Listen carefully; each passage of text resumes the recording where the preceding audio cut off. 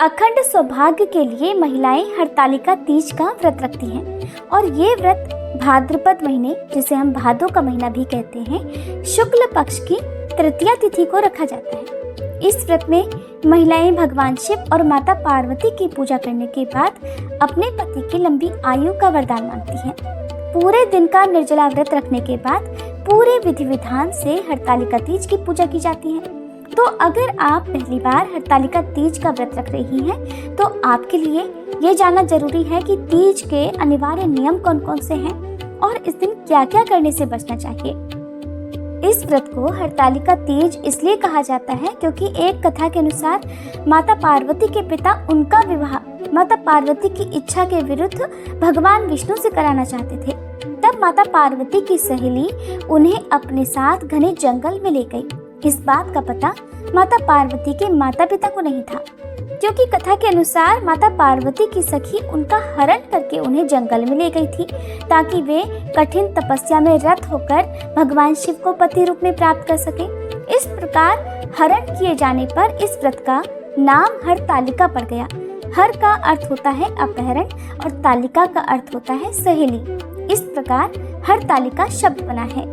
हरतालिका तीज का व्रत अन्य सभी व्रतों में सबसे कठिन इसलिए माना जाता है क्योंकि एक तो इस मौसम में गर्मी बहुत अधिक पड़ती है और ऊपर से इस व्रत को बिना कुछ खाए पिए रखना होता है। 24 घंटे तक निराहार और निर्जल रहकर सुहागिन महिलाएं इस व्रत को रखती हैं। इनके अलावा कुंवारी कन्याएं भी भगवान शिव की तरह वर प्राप्ति की कामना से इस व्रत को रख सकती हैं। अगर जीवन में एक बार इस व्रत को रख लिया जाए तो फिर आजीवन इस व्रत के नियमों का पालन करना होता है जब तक शरीर में सामर्थ्य होती है। इस व्रत का उद्यापन नहीं किया जाता है। तो हरतालिका तीज का व्रत यदि आपके परिवार में पहले से ही रखा जा रहा हो तो आपको अपने परिवारजनों से नियम पूछकर इस व्रत के नियमों का पालन करना चाहिए। कोई भी नया नियम आपको नहीं लागू करना चाहिए। सबसे पहली बात कि हरतालिका तीज के दिन तृतीया तिथि में ही भगवान शिव और माता पार्वती का पूजन किया जाता है। तृतीया तिथि में पूजा गोधूली बेला और प्रदोष काल में ही की जाती है। चतुर्थी तिथि में पूजा मान्य नहीं होती है। चतुर्थी तिथि में केवल व्रत का पारणा किया जाता है। नवविवाहिताएं पहले इस व्रत को जिस तरह से रख लेती हैं, यानी जो लोग भी पहली बार इस व्रत को प्रारंभ करना चाहते हैं, उन्हें जो भी संकल्प आपने पहली बार लिया है उसी प्रकार से हर बार इस व्रत को रखना होगा। इस बात का ध्यान आपको रखना है कि पहले व्रत से आपने जो भी नियम लिए हैं, जो भी नियम उठाए हैं, उनका पालन आपको हर बार करना होगा। अगर आप इस व्रत को पहली बार से ही निर्जला रख रही हैं तो फिर आपको हर बार निर्जला ही व्रत रखना चाहिए। बीच में आपको पानी नहीं पीना चाहिए। अगर आपने निर्जला रहने का संकल्प लिया है और बीच में आपको बहुत ज़्यादा प्यास लगे और अगर आपने पानी पी लिया तो ये व्रत टूट जाता है। अगर कभी व्रत रखते समय आपकी तबीयत ठीक नहीं है, आपके साथ कोई भी परेशानी हो, जैसे कि कई बार गर्भावस्था में जो महिलाएं होती हैं पहले से इस व्रत को रखती आ रही हैं, तो उन्हें व्रत में निर्जला या निराहार बिल्कुल नहीं रहना चाहिए। आपको पहले अपनी और अपने होने वाले शिशु की सेहत का ध्यान रखना चाहिए। या फिर कभी कभी ऐसा हो जाता है कि आपकी तबीयत बहुत खराब है, आप इस व्रत को बिल्कुल नहीं रख सकती हैं, तो यदि आपके परिवार में आपकी जगह पर आपका ये व्रत आपकी सासू माँ या आपकी जिठानी रख सके तो उनसे रखवा लीजिए। नहीं तो आपकी जगह पर आपके हिस्से का ये व्रत उस बार आपके पति भी रख सकते हैं। इस व्रत में व्रती महिलाओं को दिन में सोने की भी मनाही होती है। वैसे तो रात में भी रात भर जागरण किया जाता है, लेकिन किसी कारण से अगर रात भर आप जागरण ना कर पाए तो जितनी देर तक भी आप जाग सके उतनी देर तक जाग कर भगवान के मंत्रों का जाप या भगवान की कथाओं लीलाओं का श्रवण आपको करना चाहिए, क्योंकि इस व्रत में बिल्कुल निराहार रह जाता है, निर्जल रहा जाता है। अगर आप ज़्यादा बोलेंगे तो आपको बहुत अधिक प्यास लगेगी, तो कम से कम बोलें। हो सके तो मौन रहने का इस दिन प्रयास करना चाहिए। आज के दिन 16 श्रृंगार करके ही सुहागिन महिलाओं को पूजा प्रारंभ करनी चाहिए और इस दिन श्रृंगार की सामग्री भी सुहागिन महिलाओं को दान में देनी चाहिए। कुछ लोगों के यहाँ पर हरतालिका तीज के व्रत में सुबह के समय जिस तरह से करवा चौथ के व्रत में सरगी खाई जाती है, उसी तरह इस व्रत में भी सरगी खाते हैं। तो सरगी में आप मिठाई, फल या सूखे मेवे, साथ में भरपूर मात्रा में पानी या दूध या फिर फलों के जूस का सेवन कर सकते हैं। लेकिन ध्यान रखें कि जो सरगी है वो सूर्योदय से पहले पहले अंधेरे अंधेरे में ही खाना चाहिए। सूर्योदय के साथ ही हरतालिका तीज का व्रत शुरू हो जाता है। सरगी खाने के लिए सुबह 3 से 4 बजे के बीच का समय सबसे सही माना जाता है। इस समय में आप सरगी खा सकते हैं अगर आपके यहाँ पर सरगी खाने की परंपरा हो। अगली बात जिसका आपको ध्यान रखना है कि हरतालिका तीज की पूजा में मिट्टी से बनी माता पार्वती और भगवान शिव की मूर्तियों की पूजा की जाती है। इन मूर्तियों की स्थापना दोपहर में कर देते हैं और शाम को सूर्यास्त के साथ प्रदोष काल में पूजा प्रारंभ की जाती है। सबसे पहले विघ्नहर्ता भगवान गणेश जी की पूजा की जाती है, तो आप भगवान गणेश जी की मूर्ति भी अवश्य बनाएं। अगर आप मिट्टी से मूर्तियां नहीं बना सकते तो आपके पास पूरे शिव परिवार की जो भी तस्वीर हो, मूर्ति हो, आप उनका भी पूजन कर सकते हैं। वैसे इस व्रत में गोबर से, हल्दी से या फिर बालू और रेत से मूर्ति बनाकर ही पूजा करने का रिवाज है, ऐसी ही परंपरा है। क्योंकि कथाओं में ऐसा वर्णन मिलता है कि माता पार्वती ने भी भगवान शिव को प्रसन्न करने के लिए, उनका आशीर्वाद प्राप्त करने के लिए, उन्हें पति रूप में प्राप्त करने के लिए रेत से, बालू से शिवलिंग बनाकर उनका पूजन किया था। और फिर अगले दिन चतुर्थी तिथि में व्रत का पारण करने से पहले इन मूर्तियों का विसर्जन कर दिया जाता है। विसर्जन किसी नदी, तालाब आदि किनारे कर सकते हैं। अगर नदी तालाब की सुविधा ना हो तो आप पीपल के पेड़ की जड़ में भी इन मूर्तियों का विसर्जन कर सकते हैं और इसके अलावा अपने घर में किसी खाली गमले में भी इन मूर्तियों का विसर्जन आप कर सकते हैं। हरतालिका तीज की पूजा के समय व्रती को एक दुल्हन की तरह से तैयार होना चाहिए। 16 श्रृंगार करके हो सके तो नए वस्त्र पहनने चाहिए, क्योंकि ये व्रत सुहाग के लिए और अखंड सौभाग्य के लिए होता है। इसलिए इस व्रत में माता पार्वती को 16 श्रृंगार की वस्तुएं जरूर चढ़ाएं। माता पार्वती को पीला सिंदूर चढ़ाएं और खुद भी इस दिन पीला सिंदूर लगाएं। इस दिन माता पार्वती को सुहाग की पिटारी अर्पित की जाती है और माता पार्वती की पूजा करने के बाद माता से सुहाग भी लिया जाता है।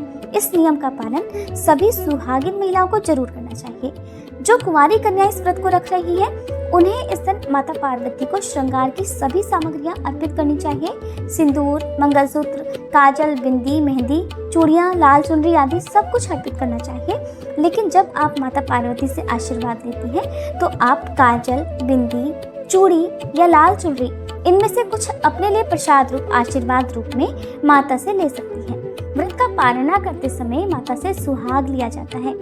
इस व्रत में सासू माँ को या आपके परिवार में जो भी आपसे बड़ी जेठानी है, सुहागिन महिला है, उन्हें 16 श्रृंगार की सामग्री या वस्त्र या दक्षिणा जो भी आपकी सामर्थ्य हो या फल, मिठाई उसकी भेंट दी जाती है, उन्हें दिया जाता है और फिर उनके पैर छूकर उनका आशीर्वाद लिया जाता है। तो यदि आपकी सामर्थ्य हो, आपका बजट हो तो आप नए वस्त्र, पूरा जोड़ा जो होता है सिर से लेकर पैर तक, आप वो रख सकते हैं। कोरी साड़ी रख सकते हैं। यदि इसकी सामर्थ्य ना हो तो आप केवल फल और मिठाई भी अपने परिवार में सुहागिन महिला को दे सकते हैं।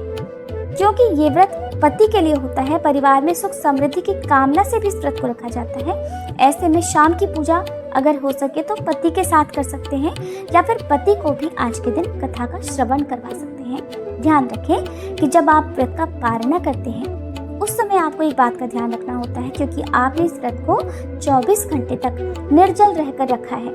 ऐसे में आपके शरीर में पानी की बहुत अधिक कमी हो जाती है। तो आप जब व्रत खोलते हैं उस समय आपके यहाँ पर जो भी भोग माता पार्वती को, भगवान शिव को अर्पित किया जाता है, जैसे बहुत सी जगह पर मालपुए अर्पित किए जाते हैं, कुछ जगह पर पूरी पकवान बनाए जाते हैं, कुछ जगह पर पंचामृत या फिर गुजिया आदि का भोग लगाया जाता है। तो आप व्रत का पारणा करते समय दूध या दूध से बनी मिठाई का और या फिर पानी का सेवन करें। ध्यान रखें बहुत अधिक मात्रा में एक बार में पानी या दूध या कोई भी खाने वाली वस्तु का सेवन आप ना करें, नहीं तो आपकी तबीयत खराब हो सकती है। शुरुआत में आपको थोड़ी ही मात्रा में जल का या फल आदि का या मिठाई आदि का सेवन करना चाहिए। उसके बाद में आप भरपेट मात्रा में पानी पी सकते हैं। बहुत सी जगह पर समूह में ये पूजा की जाती है। शाम के समय बहुत सारी सुहागिन महिलाएं या तो मंदिर में या फिर किसी भी नदी तालाब किनारे जाकर पूजा करती हैं या अपने घर पर भी पूजा करती हैं। तो ऐसे में यदि आप किसी और जगह पर जाकर पूजा कर रही हैं तो आप अपने साथ पूजा की सभी सामग्री जो है जरूर लेकर जाएं, किसी चीज़ की कोई कमी ना रहे।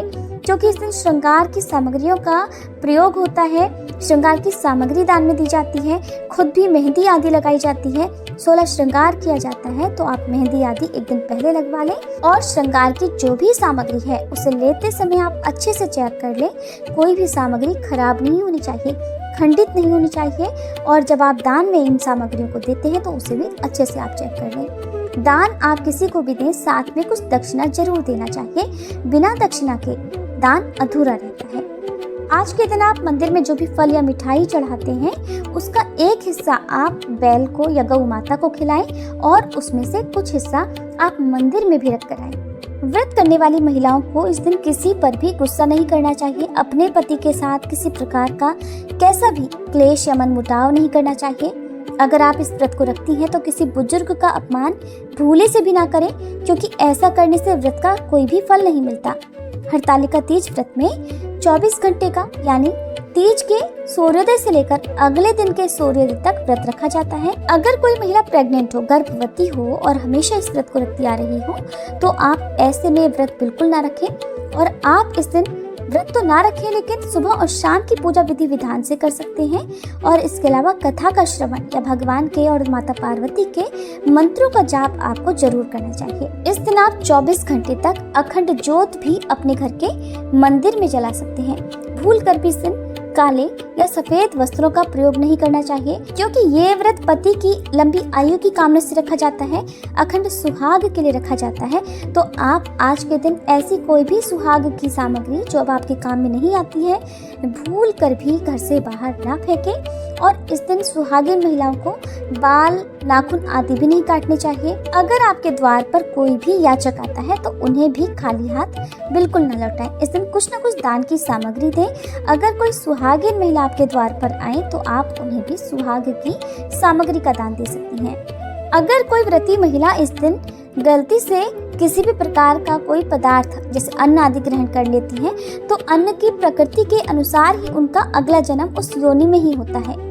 आपने पूजा करते समय जिस भी चौकी की स्थापना की है, भगवान को जो भी पुष्प आदि अर्पित किए हैं, उन सभी का विसर्जन अगले दिन सुबह सूर्योदय होने पर पूजा करने के बाद कर दिया जाता है। व्रत का पारणा करने के बाद आप सभी सामग्रियों का विसर्जन कर सकते हैं, जैसे कि मंदिर में जो भी बासी फूल हो गए हैं, जो अक्षत आपने अर्पित किए हैं, उन अक्षत को आप चिड़ियों के लिए डाल सकते हैं। जो बासी फूल हैं उन्हें आप घर के किसी गमले में विसर्जित कर सकते हैं। सुविधा हो तो बहते पानी में भी विसर्जित कर दिया जाता है। कलश की स्थापना यदि आपने की है तो कलश के जल का छिड़काव घर में करना चाहिए। और आम या अशोक के पत्ते जो भी आपने लगाए हैं, उन्हें आप बहते पानी में, बहते जल में प्रवाहित कर सकते हैं। एक का सिक्का है, उसे आप अपने घर में तिजोरी में रख सकते हैं।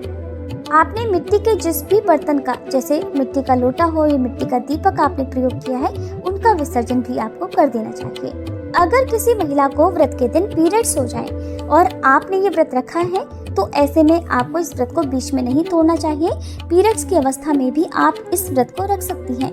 निर्जल और निराहार जिस भी प्रकार का संकल्प में आपने लिया हुआ है, उसी प्रकार नियमों का पालन करते हुए आप इस व्रत में केवल मानसिक पूजा कर सकते हैं। खुद से किसी भी पूजा सामग्री को ना छुएं, खुद से भोग तैयार ना करें। आप भोग अपने घर में किसी भी पारिवारिक सदस्य से तैयार करवा सकते हैं, पूजा किसी और से करवा सकते हैं, और आप मंत्रों का जाप या कथा का श्रवण कर सकते हैं। इस दिन मोबाइल आदि के माध्यम से भी आप कथा सुन सकते हैं। हरतालिका तीज के दिन किस प्रकार से पूजा की जाती है, किस प्रकार से सुहाग लिया जाता है, कौन सी व्रत कथा सुनी जाती है, इसकी वीडियो आपको हमारे चैनल पर जल्दी मिल जाएगी। आपसे अनुरोध है कि आप हमारे चैनल पर अपलोड होने वाली बाकी वीडियोस को भी जरूर देखिएगा। अगर आपका कोई भी सवाल हो हरतालिका तीज से संबंधित तो आप कमेंट बॉक्स में पूछ सकते हैं। जानकारी अच्छी लगी हो तो प्लीज़ वीडियो को लाइक और हो सके तो शेयर जरूर कीजिएगा।